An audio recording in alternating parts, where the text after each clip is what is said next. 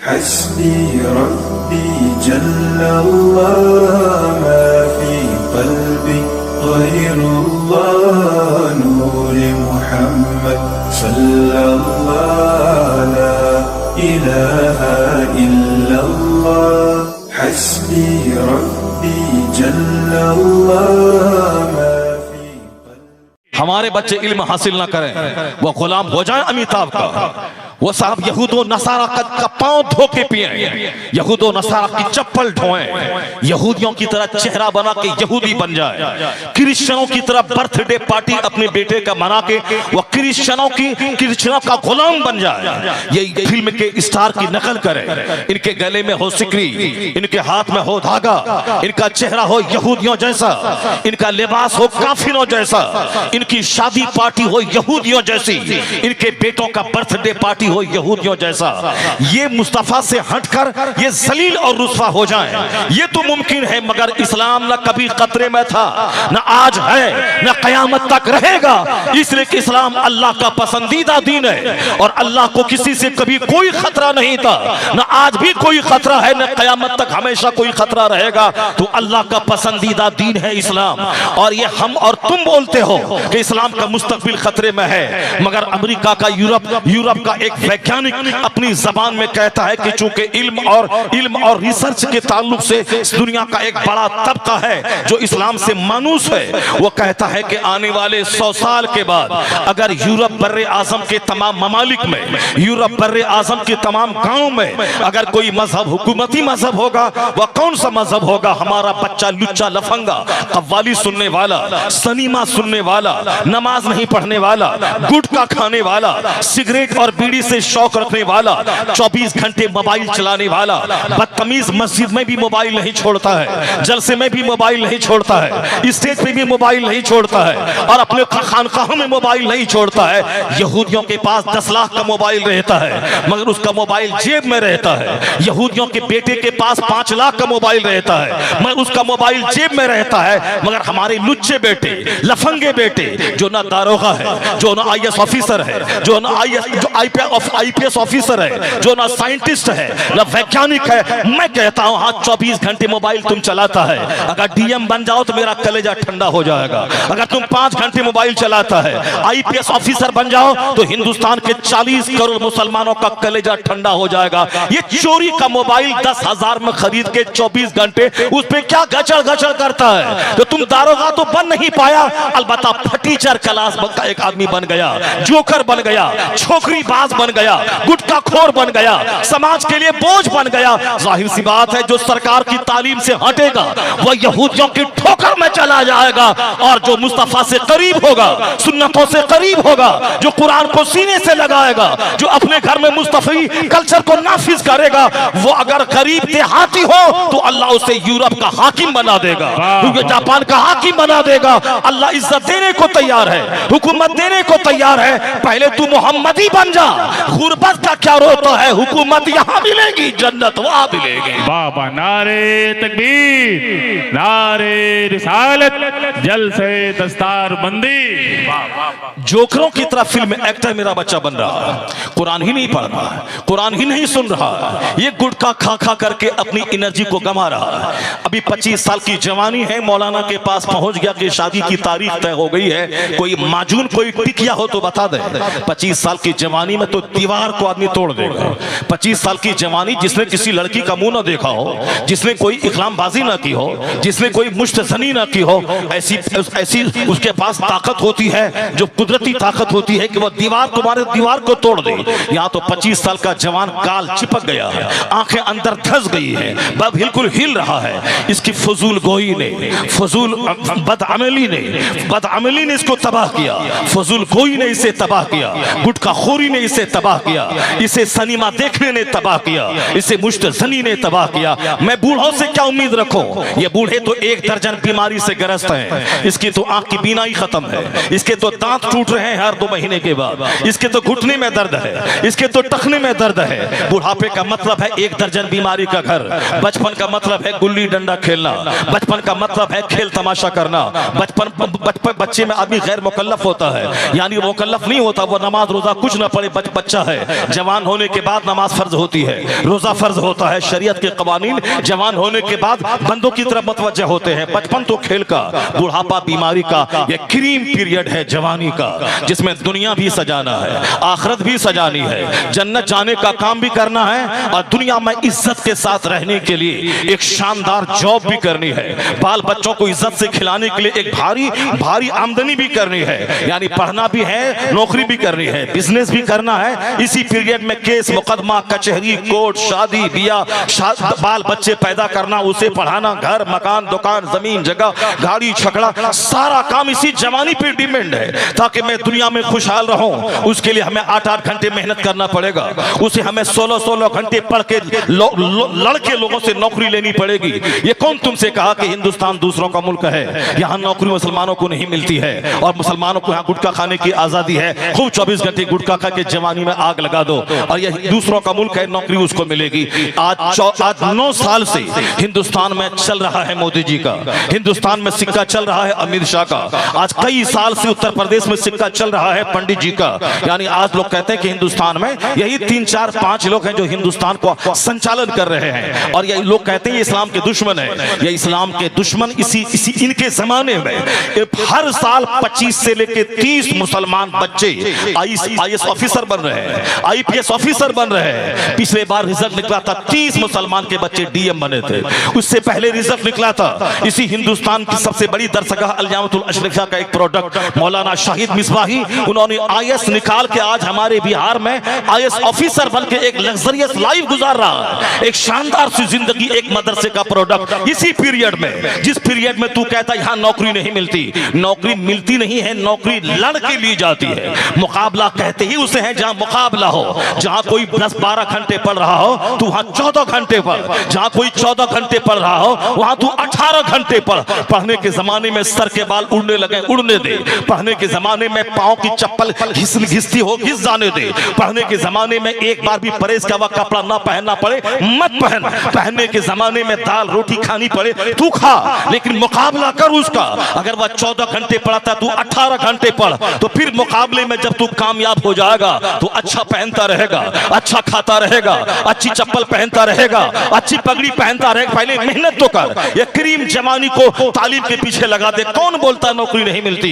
इस बार अभी रिजल्ट निकला IAS का 8-10 दिन पहले, इसमें 7वां स्थान कश्मीर का एक मुसलमान का बच्चा निकाला है और शुरू के 4 स्थान वह गैर मुस्लिम की बेटियों ने निकाला है। चूंकि बेटों को तो गुटखा खाने से फुर्सत नहीं है, उसको तो छोकरीबाजी करने से फुर्सत नहीं है, उसको तो 3 घंटे सिनेमा हॉल में बैठकर सिनेमा देखने से फुर्सत नहीं है, उसको तो जोकरी और मार धाड़ करने से फुर्सत नहीं है। ये बताएं कि किस कदर विडंबना और अलमिया है हिंदुस्तान का कि इतने सारे जवान मर्द को अल्लाह ने औरतों के मुकाबले में 2 गुनी ताकत दिया है। ये रात में 12-12 घंटे जाग कर पढ़ सकता है, ये सरहद पे दुश्मनों से लड़ सकता है, ये हवाई जहाज से लेकर ट्रेन तक उड़ा सकता है और चला सकता है, ये 6-6 महीने पानी में गोता लगाकर वहां के हीरे जवाहरात से वह रोशनास हो सकता है, वह फजाओं में 10-10 महीने तक मुअल्लक रहकर वह कायनात की मिस्ट्री से वह बाखबर हो सकता है। ये मर्दों को अल्लाह ने ताकत उनके मुकाबले में ज्यादा दी है। मर्दों को दाढ़ियां दी हैं ताकि ज्यादा ताकतवर ये बने, मर्दों के चमड़े को मोटा किया है ताकि ताकतवर ये ज्यादा बने। औरतों को अल्लाह ने दाढ़ी नहीं दी है ताकि वह शौहर की आंखों की जीनत बनी रहे, वो अपने बाल बच्चों के लिए एक बहुत बड़ा ताकत का खजाना बनी रहे, वो अपने घर को जन्नत नुमा बनाने के लिए वो अपने घरेलू खातून बनी रहे। आज यहाँ मर्द है जो चूड़ी पहनते हैं, मर्द है जो लंबा बाल रख के रबड़ बांध रहे हैं, ये औरतें हैं जो जींस और टी-शर्ट पहन के मैदान में आ रही है, जिसको एक तमाचा मारा जाए वह 4 करवट जाएगी। और जो साहब हमारी आवाज को सह नहीं सकती, जिसके पास रात में 5 घंटे दरवाजे पर खड़े रहकर फैक्ट्री के दरवाजे पर वह तरबानी नहीं कर सकती, वह हवाई जहाज फ्लाई नहीं कर सकती, वह ट्रेन चला नहीं सकती, वह ट्रक का ड्राइवर नहीं बन सकती, तो उसको चेहरे पे दाढ़ी इसलिए नहीं है ताकि वह घर में रहे, अपने बच्चों को सलाहुद्दीन बनाए, अपने बच्चों को औरंगजेब बनाए, अपने बच्चों को गाजी बनाए, अपने बच्चों को शहीद बनाए, अपने बच्चों को DM बनाए। पर नहीं तो अगर दोनों बराबर हैं तो 1 साल मर्द बच्चा पैदा करें, 1 साल औरत बच्चा पैदा करें, 1 साल मर्द दूध पिलाएं, 1 1 साल औरतें दूध पिलाएं, ऐसा जब नहीं हो सकता है, ना हिंदुइज्म में हो सकता है, ना क्रिश्चियनिटी में हो सकता है, ना जूस में हो सकता है, नहीं हो सकता है, तो फिर नारियों को मर्द के समान क्यों बोलता है? और जहां तक इज्जत का सवाल है, इज्जत जो इस्लाम ने दिया है वह कोई दूसरा मजहब नारियों को दे ही नहीं सकता है। इस्लाम ने तो कहा है कि नारियों के पांव के नीचे जन्नत है। इस्लाम ने तो कहा है माँ का चेहरा देखो तो हज मबरूर का अज्र मिलता है। माँ ने तो इस्लाम जो कहा है माँ की पेशानी चूम लो तो जन्नत की चौखट के चूमने का मजा मिलता है। इस्लाम ने तो बाप की जायदाद में औरतों को हिस्सा दिलाया। इस्लाम ने शौहर की प्रॉपर्टी में औरत को हिस्सा दिलाया। इस्लाम ने बेटों की जायदाद में माँ को हिस्सा दिलाया। एक औरतों को 3 जगहों से जो धनहीन थी उसे धनवान इस्लाम ने बनाया कि शौहर मरे तो उसकी प्रॉपर्टी में औरत को हिस्सा मिलेगा, बेटा मरे तो उसकी प्रॉपर्टी में माँ को हिस्सा मिलेगा, और अगर बाप मरे तो उसकी जायदाद में बेटियों को हिस्सा मिलेगा। औरतों को 3 तरफ से दौलतों में हिस्सेदार बना के इस्लाम ने उसे मालदार बनाया। औरतों को चूंकि वह कमजोर है इसलिए मोटी चादर डाल दी ताकि कोई कोचिंग सेंटर में कोई दरिंदा इस पर हमला न करे, स्कूल में कोई दरिंदा इस पर हमला न करे, रास्ता चलते कोई लुच्चा लफंगा इस पर हमला न करे। ये पर्दे की चीजें छुपी रहे, वरना जब से जींस और टी-शर्ट चला है आए दिन अखबारात में खबरें आ रही हैं कि औरतों का किडनैप हुआ, 10 बच्चों ने मिलकर उसके साथ गैंग रेप किया, फिर बेइज्जती से बचने के लिए उसको ज़बह कर दिया। यानी पहले किडनैप करना, फिर गैंग रेप करना, इज्तिमाई आबरूरेजी, उसके बाद फिर उसको कत्ल कर देना। हिंदुस्तान का कोई अखबार इस तरह की खबरों से खाली नहीं है, चाहे वह दैनिक भास्कर हो, द टाइम्स ऑफ इंडिया हो, चाहे नवभारत टाइम्स हो, यानी हर अखबार में इस तरह की खबरें रोजाना छप रही है। और ये नारियों के सम्मान की बात कर रहे हैं, नारियों की इज्जत की बातें कर रहे हैं। नारियां बढ़ेंगी और नारियां बढ़ेंगी, बस ये खोखला नारा दे रहे हैं। या रोजाना नारियों की आबरू लूट रही है, यहाँ रोजाना औरतों को ज़बह किया जा रहा है, जहेज न लाने की वजह से उसको प्रताड़ित किया जा रहा है। मुसलमान फैमिली में अगर कोई एक कैरोसिन छिड़कर आग लगाने की बात होती है तो करोड़ों में कोई एक केस 10 साल के बाद आता है। और वहां रोजाना खबरें पढ़ने को मिल रही है, फला हरिजन ने ऐसा किया, फला गैर मुस्लिम के घर में ऐसा हो गया। तो अपना दामन झांक के देख ले, कहां औरतों को प्रताड़ित किया जा रहा है, औरतों के सम्मान को नोचा जा रहा है। यहाँ तो इस्लाम ने औरतों को पर्दा इसीलिए दिया है ताकि इसकी आबरू बची रहे। ये किस कदर ताज्जुब की बात है। रेलवे स्टेशन पे मैं नमाज पढ़ता हूँ तो कहते हैं नमाज पढ़ने की जगह मस्जिद नहीं है। ये उसी स्टेशन पर एक लड़का एक लड़की एक दूसरे से चिपक रहा है, चुमा चाटी कर रहा है, कोई खबीस बोलने वाला नहीं है कि इस तरह की हरकतों से क्या मैसेज समाज में जाएगा। एक गलत मैसेज जा रहा है, लोग देखेंगे उस पर क्या गुजरेगा, एक गलत काम यहाँ क्यों कर रहा है, कोई नहीं बोलता। नमाज पढ़ो, अपने खालिक को सजदा करो, तो ये सालिम कहते नमाज पढ़ने की जगह नहीं है, और वहां चूमा चाटी करो, कोई बोलने वाला नहीं है। ये आदमियत है या हैवानियत है, ये शराफत है या शरारत है। एक स्कूल में एक लड़की चड्डी पहन के आ रही है, चपरासी भी मजे लेके देख रहा है, प्रोफेसर भी मजे लेके देख रहा है, टीचर भी मजे लेके देख रहा है, किरानी भी मजे लेकर देख रहा है, स्कूल के सारे अफराद मजे लेके देख रहा है। उसी माहौल में अगर एक लड़की निकाब पहन के आ रही है तो उसको कहता ये भूतनी है,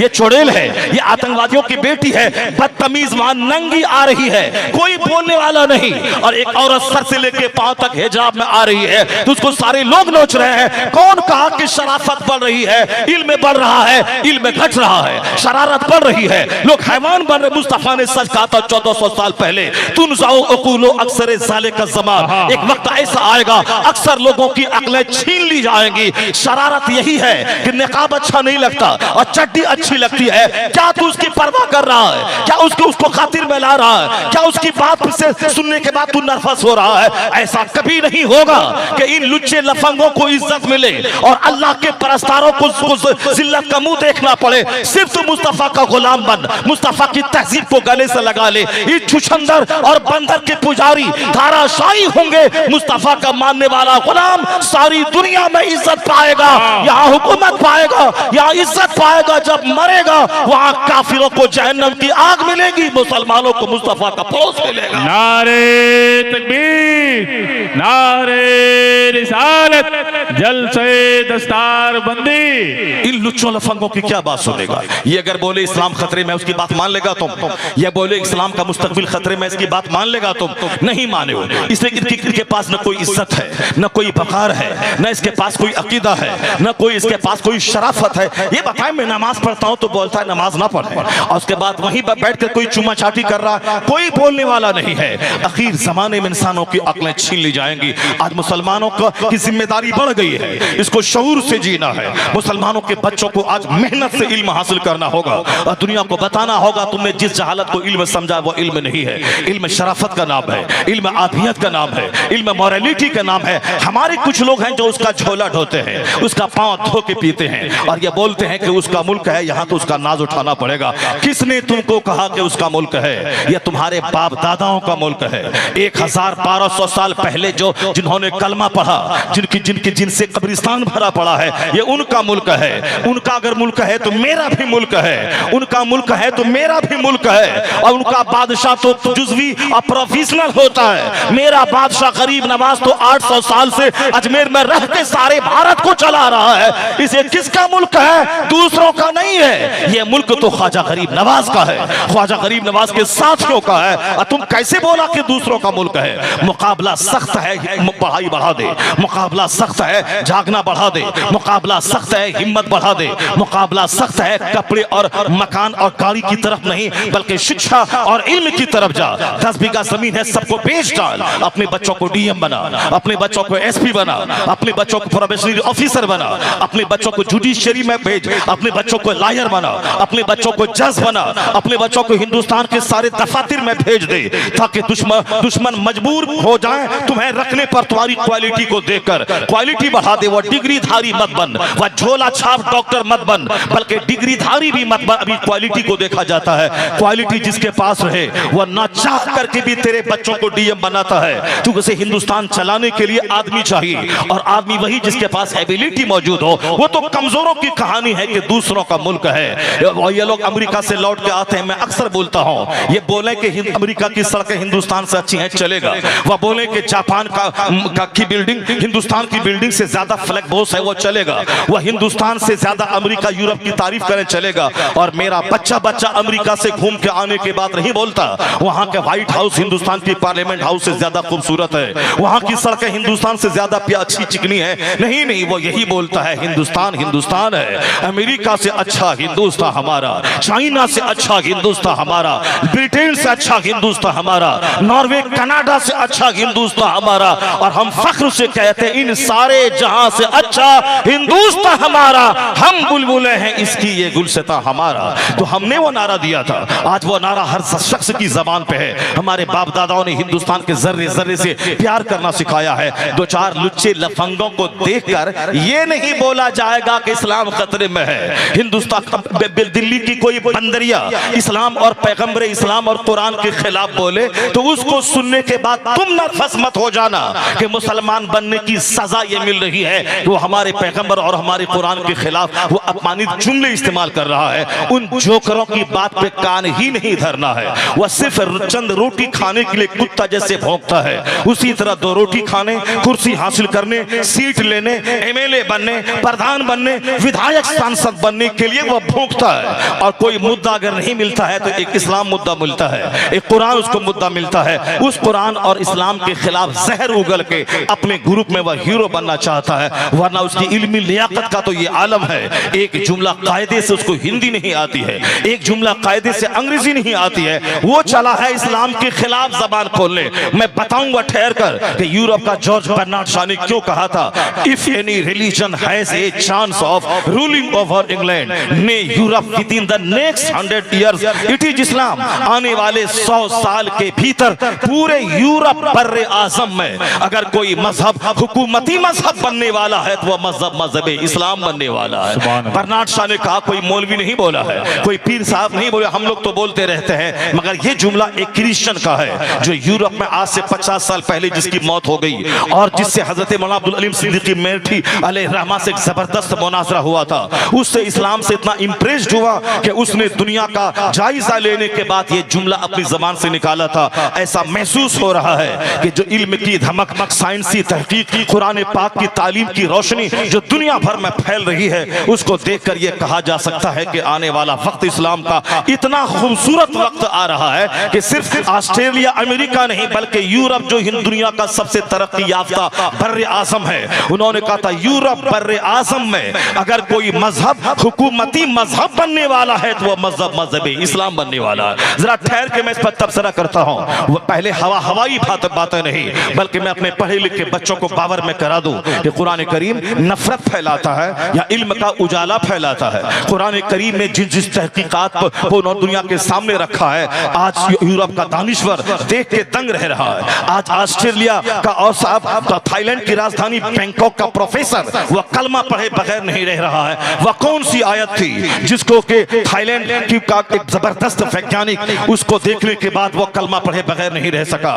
वह कौन सी आयत थी कि जिसको कोस्टो नामी फ्रांस का एक जबरदस्त साइंटिस्ट उन्होंने जिसको देखने के बाद पूरी भरी मजलिस में सबको गवाह बनाकर वह इस्लाम से करीब हुआ। मैं लुच्चो लफंगों की बात से मैं नर्वस हो जाऊं या उन जैसे चमकते साइंसदानों को इस्लाम लाने को देखने के बाद मैं अपना सीना फख्र से चौड़ा करूं कि मेरा कुरान अजाइबात का मजमुआ है, मेरा कुरान हकायक का मजमुआ है।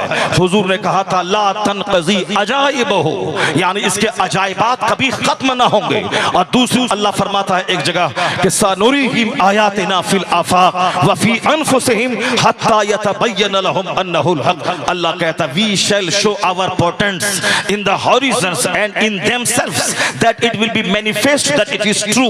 अल्लाह कहता मैं अपनी निशानी दिखाऊंगा, इतना दिखाऊंगा दुनिया भर में ताकि सारे लोग जान जाएं कि ये कुरान हक है, यह इस्लाम हक है, अल्लाह हक है और मुस्तफा हक है। मुसलमानों का यकीन कमजोर हो रहा है। इसको बोला जाए कि औलाद को ज़बह मत कर, अल्लाह रोजी देने वाला है, इसको यकीन ही नहीं होता।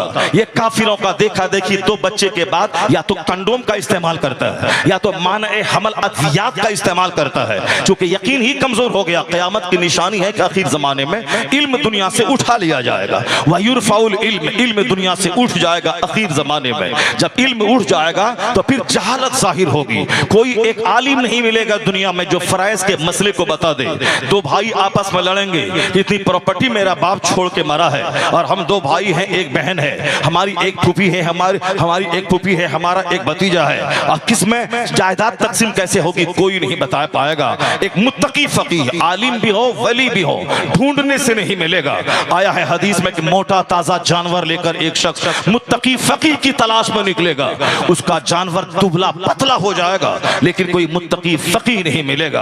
किसी के पास इल्म होगा तो तकवा नहीं होगा, नमाज की पाबंदी नहीं होगी। किसी के पास नमाज की पाबंदी तकवा होगा तो इल्म की कमी रहेगी, यानी उसके पास इल्म का चिराग नहीं रहेगा। इस तरीके से दुनिया में हालात किसी हद तक इसी तरह के पैदा हो गए हैं। एक तरफ इल्म है तो तकवा नहीं है, एक तरफ नमाज रोजे की पाबंदी है तो इल्म नहीं है। और धीरे धीरे इल्म दुनिया से उठेगा तो लोग जाहिलों को अपना सरदार बनाएंगे, जाहिल गलत मसला बताएगा, खुद भी गुमराह होगा और कौम उसकी सारी गुमराह होती जाएगी। और जब इल्म उठा लिया जाएगा तो उस जमाने में आदमी जाहिलों से बदतर हरकत करेगा, जानवरों से बदतर हरकत करेगा और फिर शराब कसरत से पी जाएगी।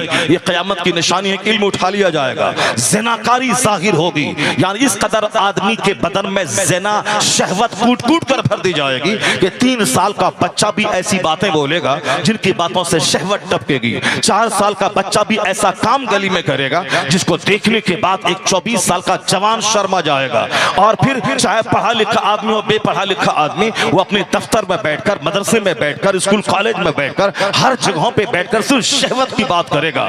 ये मर्द पैदा एक जुज़वी काम था, एक पार्शियल काम था कि मर्द औरत का रिश्ता बड़ा घना होता है। बाकी रही बात ये जबान पे हमेशा चौक चौराहे पे गली कूचे में जानवरों की तरह सिर्फ शहवत का चर्चा करना, चूंकि आदमी की शहवत गालिब आ जाएगी, इसके दिल और दिमाग पे सिर्फ एक ही जुनून चढ़ जाएगा। वह मकान बनाना उतनी बड़ी कामयाबी नहीं समझेगा जितनी बड़ी कामयाबी समाज की एक लड़की को हासिल करना समझेगा। 24 घंटे नेट चलाना, किसी लड़की से चैटिंग करना, फिर उसके बाद उसके लिए पागल हो जाना और बाप माँ से कहना मेरी शादी वही होगी और मैं उसी के लिए पैदा हुआ हूँ, और वो भी बोलती मैं इसी के लिए पैदा हुई हूँ। समाज के लोग कहते हैं कि अरे वो लड़की तो यूज्ड है, उसके 3 हमल हॉस्पिटल में गिराए जा चुके हैं, उसको तो मैं जान रहा हूँ। ये बोलता नहीं वो तो अनटच्ड है, वह तो मेरे लिए पैदा हुई है। शहवत अंधा बना देती है, शहवत आदमी को भले बुरे की तमीज खोने पर मजबूर कर देती है। जब इल्म घटेगा तो शहवत बढ़ेगी। 4 साल का बच्चा, 7 साल का बच्चा, 8 साल का बच्चा, मेरी आंखें समाज में गली कूचों में इस तरह की हरकतों को देखती हैं और मैं इस हदीस पाक को पढ़ता हूं किस कदर हुजूर ने 1400 साल पहले जिस जमाने में मर्द ताकतवर होते थे, जिस जमाने में शहवतों का इतना चर्चा नहीं था, जिस जमाने में आला कामयाबी हासिल करना यही उनका मतमहे नजर था, जिस जमाने में जिहाद करना 30-30 साल साल अपने गांव से छोड़कर सरहद पे रह के इस्लाम बचाना, ये वहां के मर्दों का कमाल था। और वहां की औरतें इस कदर साबिरा शाकिरा, इस कदर जबरदस्त ताकत वाली होती थी कि शौहर की जुदाई में 30 साल गुजार देती, न नजर बहकती थी, न जबान बहकती थी, न उनके हाथ बहकते थे, न उनके पांव बहकते थे। यहाँ तो 10 दिन की जुदाई में ये सारा तमाशा होता कि निगाहें भी आजाद हैं, जबान भी आजाद है, आंख भी आजाद है, हाथ और पांव भी आजाद हैं। अल जामिअतुल अशरिफिया का माहनामा अशरिफा की रिपोर्ट के मुताबिक, यानी जो शौहर बाहर से विदेश से घर आया है, वो यहाँ से जा रहा है, अभी गए हुए 1 दिन नहीं हुआ है कि दूसरे दिन होटल से फोन आता है कि कस्टमर आया है। और जब ये दूसरे ही दिन जो शौहर के साथ 1 महीना रह चुकी है, शौहर आ चुका है, पर होटल पहुंच जाती है। जब होटल के कमरे में पहुंचती है तो देखती है वहां कोई कस्टमर नहीं, उनका शौहर वहां मौजूद है। जिस शौहर को जानकारी मिली थी उनकी बीवी ऐसी ऐसी करती है, मेरी फ्लाइट के बहाने वो उसी होटल में जाकर उन्होंने ठहरा। जब उसकी बीवी आई, आंखें 4 हुई थी, बताएं कि पांव तले की जमीन खिसक गई होगी। कैसा मंजर रहा होगा कि अपने शौहर के साथ रहकर 2-4-10 महीने भी नहीं हुए हैं, बल्कि 1 दिन पहले शौहर घर से निकला है और दूसरे ही दिन होटल से फोन आया है और वहां जा रही है। किस कदर दुनिया कहां जा रही है, शहवतों का माहौल। निकाब पहनने के बाद भी निकाब चुस्त ऐसा कि आप सर से लेके पांव तक सारे आज़ा झलके, दुपट्टा ओढ़ने के बाद बाल की स्याही झलके। यह निकाब नहीं, एक रस्म की पाबंदी है। ये मोटी चादर ओढ़ने को इस्लाम ने कहा, ढीली ढाली चादर, मोटी चादर जिससे बाल की स्याही न झलके, बदन का कोई अंग न झलके। निकाब पहनना, ये पर्दा, ये बुर्का पहनना जरूरी नहीं है। इस्लाम ने मोटी चादर रखने को कहा है, ऐसी मोटी चादर जो सर से लेके पांव तक सारे पार्ट्स को ढांप ले। और यहाँ तो तरह तरह के तराश खराश के बुर्के निकल रहे जिसके पहनने के बाद आदमी के आज़ा बाहर से झल गए। शर्म और हया सबसे बड़ी चीज है। अपनी बहन, अपनी बेटी, अपनी बीवी को बताएं कि पर्दे का मतलब क्या होता है, इस्लाम ने पर्दा क्यों फर्ज किया है। शहवत कूट कूट के भरी जा रही है। निकाब के अंदर मोबाइल है, उस मस्जिद नबी के सहन में बैठी हैं, उस मोबाइल से चैटिंग शुरू है। मस्जिद नबी तो वो मस्जिद नबी है जहाँ आदमी को 8 दिन रहने के दरमियान 1 लाख दुरूद पढ़ना चाहिए। हमारे हुज्जत कराम वहां जाते हैं, 8 दिन मदीने में रहते हैं, 40 वक्त की नमाजें पढ़ते हैं। मैंने अभी 5 दिन पहले हाजियों के एक जलसे में मैंने कहा था, मोबाइल यही तोड़ दें, यही फेंक दे मोबाइल को और बगैर मोबाइल के जाएं। जैसे मेहराम बांध लिया, कफन पहन लिया, अब कफन पहन के आप सोच लें कि मैं मर गया, घर वालों के लिए मैं मर गया हूं। वहां से फोन मत करना। अगर तुमने वहां से फोन किया और बोला कि बेटी की तबीयत खराब है और तुम आ भी नहीं पाओगे और वहां मस्जिद नबी में दुरूद पढ़ने में मन नहीं लगेगा, खाने काबा का तवाफ करने में दिल नहीं लगेगा, मैदान अरफात में गुनाहों की माफी की भीख मांगने का जुमला जबान पे जारी नहीं होगा। एक ही जुमला होगा, या अल्लाह मेरे बच्चे को अच्छा कर दे। अगर बता तू वहां मर गया और घर वाले को फोन हो गया तो घर वाला वहां जाके तेरी डेड बॉडी को हिंदुस्तान ला भी नहीं सकेगा और यहाँ से फौरी जा भी नहीं पाएगा। तो वो बोलेगा घर वाला वही मरना अच्छी बात है, वही बकी शरीफ में दफन हो जा, वही जन्नतुल माला में दफन हो जा। जब मरना आखिरी बात है, उसके बाद जो मुसीबतें हैं वो तो हल्की मुसीबतें हैं। मरने के बाद तुम यहाँ फौरी हद छोड़ के आ नहीं सकते और ये तेरा बेटा वहां नहीं जा सकता। फिर ये 24 घंटे गटर गटर करने का क्या मतलब है। रोज़े रसूल पे फोन से बात, अरफात के मैदान में फोन से बात, मुज़दलिफा में फोन से बात, मीना में फोन से बात। पैसा हुआ फौरन टिकट कटवाया चला गया और एहतराम से दिल खाली है। जहां जुनैद और बायजीद जैसे बुजुर्ग सांस रोककर हाजिरी देते हो ताकि सांस चलने की आवाज भी मुस्तफा के रोजे पे बुलंद न होने पाए। और वहां से जाए कि मोबाइल लेकर अपने घर वालों से कहना कि मैं हुजूर के रोजे पे खड़ा हूं, तुम वहां से सलाम कर। बदतमीज, तुम हुजूर के रोजे के सामने खड़ा है, तुम सलाम नहीं पढ़ रहा है और तेरी बीवी वहां से 5000 किलोमीटर दूर है, उससे सलाम पढ़वा रहा है। पहले तुम सलाम पढ़ने का तरीका सीख ले। जहां सांस की आवाज बुलंद न हो वहां फोन की आवाज बुलंद कर रहा है। कुछ अमीनी ऐसे होते हैं जो अपनी पीठ को रोज़े रसूल की तरफ करके वो ऐसे सेल्फी लेते हैं, उसे तो जाना ही नहीं था, मर जाना था।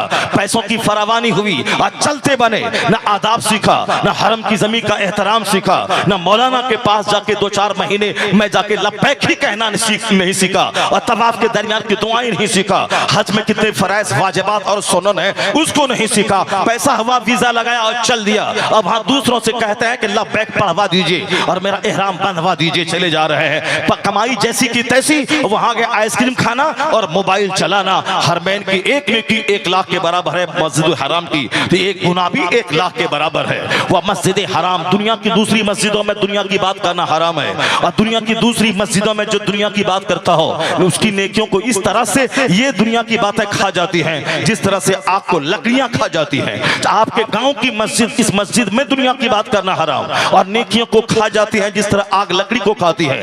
और मस्जिद हराम जो दुनिया की सबसे बड़ी मस्जिद, जिस मस्जिद का एक सजदा 1 लाख के बराबर, जहां का एक रुकू 1 लाख के बराबर, उस मस्जिद हराम में घंटों घंटों फोन पे चिपका रहना, फोन से बातें करना, और वह हालत एहराम में फोटो लेकर व्हाट्सएप पे डाल देना, और उसको यूट्यूब के जरिए पूरे अपने दोस्तों में शेयर करना, उसको फेसबुक के जरिए।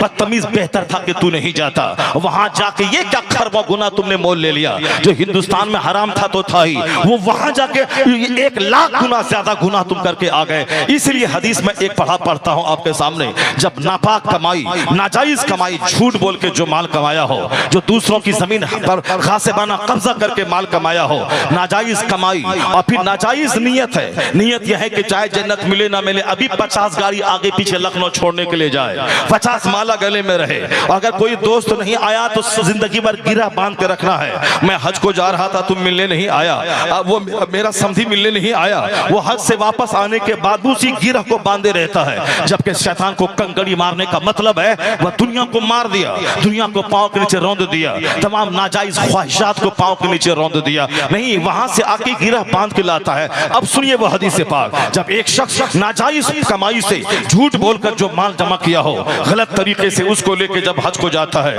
और वह एहराम का कपड़ा पहन करके 2 रकअत नमाज पढ़ के जब वह लब्बैक कहता है, लब्बैक अल्लाहुम्मा लब्बैक, लब्बैक ला शरीक लक लब्बैक इन्नल हम्द व निअमत लक वल मुल्क ला शरीक लक, तो फयुनादी मुनादी मिनस समा, आसमान से एक आवाज लगाने वाला आवाज लगाता है, ला लब्बैक वला सादैक ज़ादुका हरामुन व हज्जुका मरदूदुन। यानी आवाज आती है आसमान से, आवाज लगाने वाला एक आवाज लगाता है, एक फरिश्ता, जाओ जाओ तेरा सफर का खर्चा वो हराम का था, और तेरा लब्बैक कहना कबूल नहीं है, तेरे हज को तेरे चेहरे पे मार दिया गया है। दुनिया में तो हज का ढंडोरा पीटा गया, खूब आइसक्रीम खा के और फोन से बात करके आए, तुम्हें तो समझना चाहिए, तो कफन पहन लिया तो अब मैं चलो मर जाऊं वहां, तो मेरी नस्लें मेरी मौत पे रश्क करेंगी कि मेरा दादा, मेरा परदादा, मेरा बाप हरम की जमीन में मौत पाया, तो नस्लें फख्र करेंगी। और अगर तू वापस आ गया वहां से हरम शरीफैन की बरकतें हासिल करके, तो जब तू 40 दिन के बाद अपने बच्चों से मिलेगा, ऐसा लगेगा जैसे दूसरी जिंदगी अल्लाह ने अता कर दी। उस वक्त मिलने में जो मजा आएगा, ये फोन से बात कर करके इस सफर को क्यों बेबरकत बनाता है। जो जायज कमाई से, दुनिया को मालूम हो या ना हो, हज मुझ पर फर्ज है, मुझको अदा करना है। नमाज फर्ज है, मैं 5 वक्त मस्जिद नमाज पढ़ने जाता हूँ। कौन माला पहनाया जाता है, कौन जुलूस निकलता है। रोजा फर्ज है, हर साल 1 से लेकर 30 रोजे तक मैं रखता हूँ। कौन माला पहनाता है, कौन 2-4 गाड़ी से मुझको सी ऑफ करता है। ज़कात फर्ज है, हर साल पाई पाई का हिसाब निकाल कर, चाहे 1 करोड़ है तो 2.5 लाख, 1 लाख है तो 2500, जितने हैं उतनी की ज़कात मैंने निकाल दी। मेरा माल पाक और मेरा दिल भी पाक, चूंकि ज़कात का मकसद ही होता है कि तेरे दिल में माल न रहे, तेरे दिल में माल देने वाले की मोहब्बत रहे। और ज़कात का मकसद ये होता है कि माल पाक हो जाए, तो माल भी पाक और दिल भी पाक। अगर ज़कात नहीं निकली तो माल भी नापाक। 1 करोड़ में 2.5 लाख ज़कात, 2.5 लाख में 2 लाख निकाला, 50,000 नहीं निकाला, सारा माल नापाक। 1 रुपया भी ज़कात का अगर रह गया असल माल में, इल्ला अफसदतहु, सारे माल को तबाह बर्बाद करके रख देता है। यहाँ तो 1 करोड़ है, 2.5 लाख निकालने में सीने में दर्द होता है, इसलिए ज़कात फर्ज है ताकि सीने का वह दर्द खत्म हो जाए, वह सीने में माल न रहे, माल देने वाला रहे, वह माल देने वाले की मोहब्बत रहे, और यह माल भी पाक हो जाए। तो फर्ज था मैंने निकाला, रोजा फर्ज था मैंने रख लिया, ज़कात फर्ज थी मैंने निकाल दिया, नमाज फर्ज है 5 टाइम में पढ़ने जाता हूँ। उसी तरह हज फर्ज है, ये चारों पिलर है। हज फर्ज हुआ, जैसे हज फर्ज हुआ, बाप पर फर्ज हो तो वो अदा करे, माँ पे फर्ज है तो वो अदा करे, बेटे पर हज फर्ज है तो वो पहले अदा करे। ये जहालत वाली बात ना बोले कि माँ बाप हज किया नहीं और बेटा जा रहा है, ये जहालत है, ये जहालत और लाइल्मी की बात है। बेटा साहिब इस्तिताअत है वो हज करे, माँ बाप को भी साथ लेके जाए तो नूरुन अला नूर। अगर उतने पैसे नहीं है तो खुद अपना हज करना फर्ज है। अगर वह माँ बाप को भेज रहा है तो उसका फर्ज अदा ना होगा, और कोई भी फर्ज नफल कबूल नहीं होता है जब तक कि फर्ज अदा ना करे। इसलिए माँ बाप को साथ में लेके जाए, उतना पैसा है तो ठीक है, वरना अपना हज करे। माँ बाप के पास पैसे हैं तो वो हज करे, ऐसा नहीं कि बेटा गया माँ बाप को छोड़ गया। ये जहालत की बात है। जैसे कोई पाक कमाई से, पाक इरादे से हज को जा रहा है, मगर जो उससे बड़ा मालदार उस शहर में है, गांव में है, वह बोलता है ये 900 चूहा खा के बिल्ली हज को चली। यानी एक जबरदस्त घट घटिया किस्म की बात है, जहालत और शरारत की बात है। आलिमों से दूरियों ने, मदरसों से दूरियों ने, और जहालत की हालत में चंद सिक्के हो गए दिल्ली पंजाब बंबई जाके, कहीं ठेकेदारी किया, कुछ माल हो गया, छोटा सा घर बनाया, आल्टो की कार खरीद ली, उसके बाद फिर अब वह फिरौन बन के बैठा है।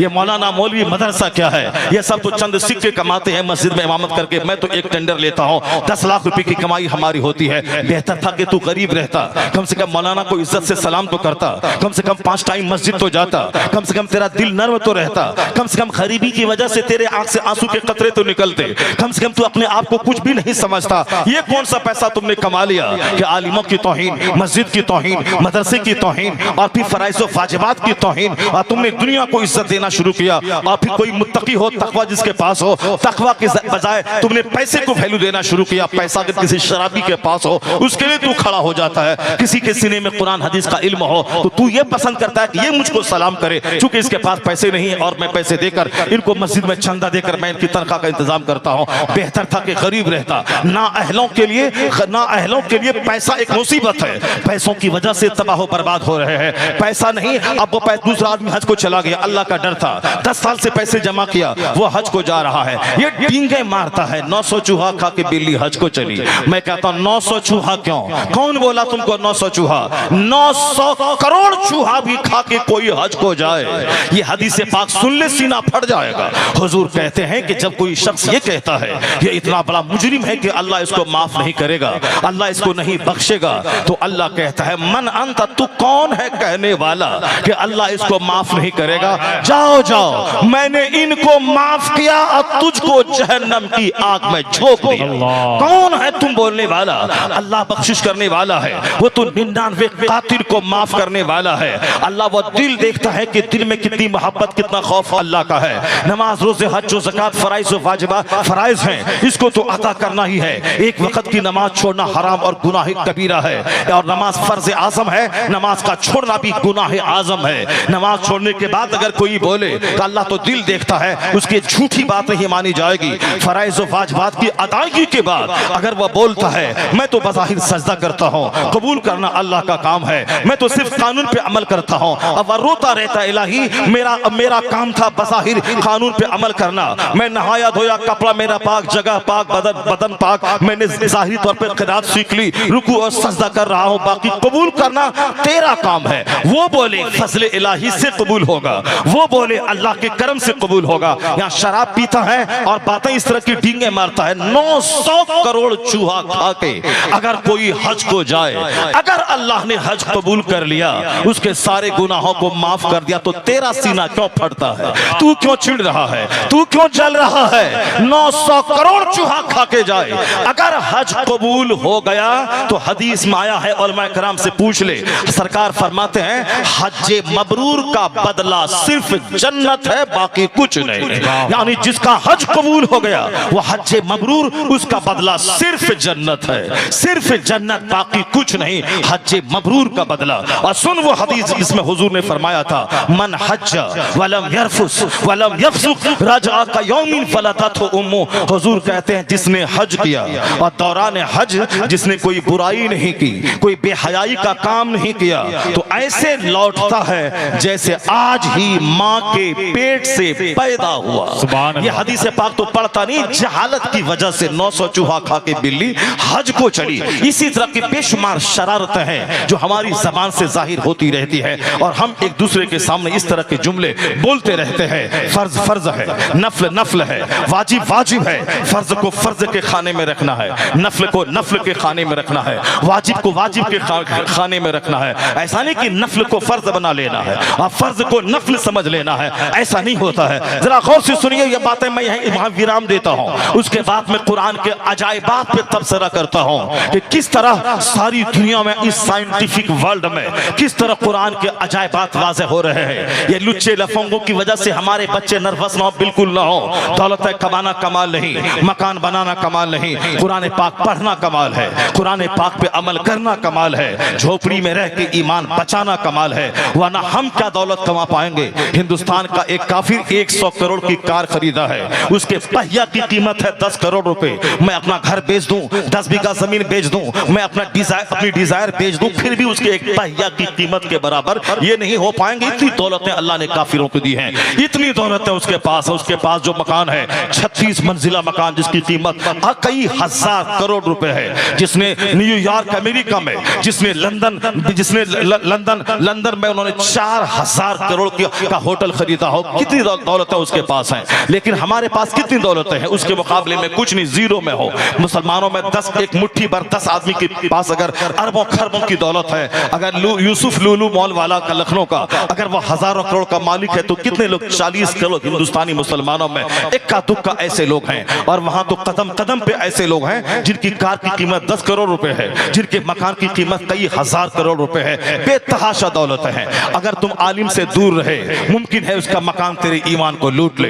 अगर तुम दिल में इल्म दोस्ती से अलग रहा, मुमकिन है उसकी कार तेरे ईमान को छीन ले कि इनके पास इतनी कार है, ये काफिर होके तो फिर मैं मुसलमान हूं, मुसलमान होने की ये सजा मिल रही है। अब एक साइकिल भी मेरे पास ठीक से नहीं, बुलेट भी नहीं है, उनके पास 10-10 करोड़ की कारें हैं, तो सीना हिल जाएगा। इसीलिए आलिमों की सोहबत में रहना, दीनी गुफ्तगू सुनना, रोजाना किताबों का मुताला करना इसलिए जरूरी करार दिया गया है। बुजुर्गों ने कहा है जो मौलवी 10 साल 20 साल पढ़ने के बाद 3 दिन लगातार किताबों का मुताला छोड़ दे, उनका दिल मरने लगता है, उनका दिल बुझने लगता है, वह भी जाहिलों की तरफ बोली बोलने लगता है जिस तरह आजकल लोग बोल रहे हैं। 20 साल मदरसे में पढ़े और यहां से चले गए JNU, वहां दाढ़ी भी छोटी हो गई और वहां सर से टोपी भी उतर गई, क्योंकि अब ये साहब ये पोस्ट ग्रेजुएशन कर रहे हैं। और उसी JNU का लड़का जो बचपन से इंग्लिश मीडियम में पढ़ रहा है, वह MA MSc करते हुए क्लास में वो बहद्दे शरत तक दाढ़ी भी रख रहा है, वो क्लास के टाइम में पैंट शर्ट, उसके बाद वो पंजाबी पायजामा पहन रहा है और वो कुरान पाक का अंग्रेजी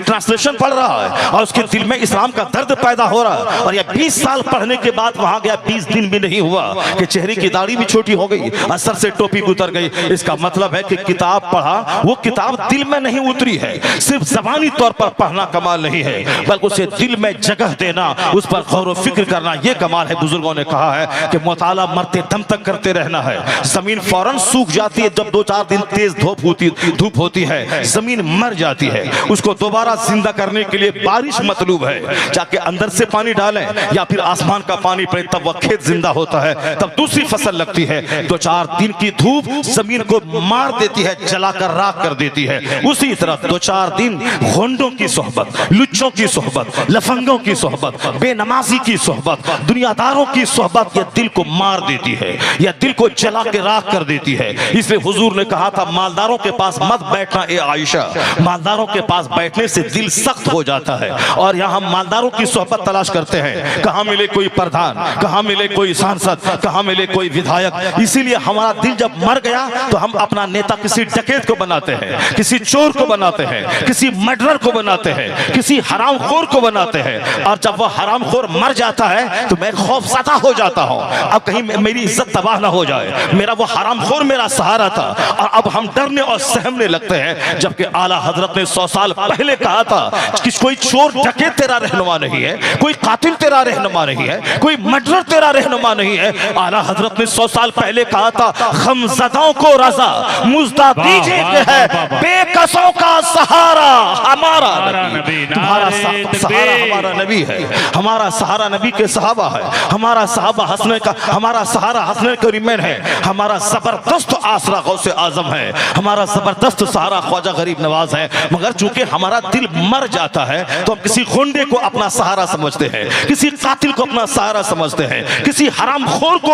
अपना सहारा समझते हैं। और वो गुंडा कातिल हरामखोर अगर मर जाए तो हम बेसहारा हो जाते हैं कि हमारा कोई नहीं है। ये मेरे दिल के जलने का नतीजा है, ये मेरे दिल के सख्त होने का नतीजा है, ये गुंडागिर्दी उनकी सोहबतों में रहने का नतीजा है। बुजुर्गों ने कहा था 3 दिन तक कोई किताब को मत का मुताला ना करे, उसका दिल मरने लगता है। कौन? जो मौलाना 20 साल पढ़ा उनकी बात है। बुजुर्गों ने कहा कि ये अगर 3 दिन किताब छोड़ दे तो इनकी सोच भी जाहिलाना हो जाती है, ये भी दुनिया की हवस में गिरफ्तार हो जाते हैं। वह तो कोई दूसरा था जो अल्लामातुल अज़हर मिस्र से लौटने के बाद जिनके नाना ने कहा था कि मैं सोचा था कि मेरा लाल मेरा नवासा मिस्र जाने के बाद बदल जाएगा, इसीलिए वह तैयार नहीं थे कि मिस्र या जाएं। मगर नाना को किसी तरह मना लिया गया और मिस्र गए। वहां 3 साल के बाद जब लौटे हैं, सबसे पहला माला उनके गले में बरेली स्टेशन पर मुफ्ती आज़म आलमी इस्लाम के गले में डाला और चेहरा देख के बोला हाँ हाँ दूसरों का बेटा मिस्र जाके बदल जाता है, मगर मेरा बेटा अल्हम्दुलिल्लाह वहां से बदल कर नहीं आया है, जैसे गया था वैसे बना हुआ आया है। वो ताजुश शरिया थे, 7 घंटे तक जिसके इंतजार में प्रधानमंत्री बैठे रहे, मगर ताकि एक झलक मुलाकात में कर लूं, मगर उन्होंने कहा था कि मेरे पास वक्त कहाँ है, दीन की खिदमतों से फुर्सत कहाँ है, बाप दादाओं से जो जिम्मेदारी में पाया हो उस जिम्मेदारी को निभाने से फुर्सत कहाँ है कि मैं किसी दुनियादार हाकिम के पास जाऊं या उनको अपने पास मुलाकात के लिए आने का टाइम दूं। वह मिलना नहीं चाहते थे। कौन था? ये प्रधान के साथ घूमने वाला, ये विधायक के साथ सेल्फी लेने वाला, ये समाज के वार्ड काउंसलर के गोद में बैठकर फोटो लेने वाला, ये इसलिए कि दिल मर गया है तब हम उनको अपना सहारा समझते हैं और सेल्फी लेते हैं पढ़ने लिखने के बावजूद। वह कौन था इस दौर में जो जुनैद बगदादी की याद ताजा कर गया कि एक प्रधानमंत्री हिंदुस्तान का उनसे मिलने आया है, 7 घंटे तक बरेली के सर्किट हाउस में है, मगर वह शान बेनियाजी से लैस होकर कहा कि मुझे प्रधानमंत्री से मिलना नहीं है, मैं अपनी खिदमत से फुर्सत पाऊं तब मैं किसी दुनियादार से मुलाकात करूं। वह कौन था जो गौसे आजम की याद ताजा कर गया कि बादशाह बगदाद चाहते थे कि गौसे आजम वो मेरे बाजू में बैठे, वो मेरे साथ कुर्सी में बैठे, उनकी वजह से मेरी इज्जत में इजाफा हो। जुनैद बगदादी के अहद में बादशाह बगदाद चाहता था कि जुनैद मेरे पहलू में बैठे ताकि उनकी वजह से मेरी शान में इजाफा हो, मगर जुनैद बगदादी उनके पास बैठा नहीं चाहते थे। वो तो 1000 साल पहले की बात है। इस दौर में कौन जुनैद की याद ताजा कर गया? इस दौर में कौन गौसे आजम का नाइब बनकर उनकी याद ताजा कर गया? उसी को दुनिया कहती है कमोबेश 10 करोड़ मुरीदों का मुर्शिदे बरहक हुजूर अख्तर रजा का अजहरी ताजुश शरिया के नाम से दुनिया याद करती है।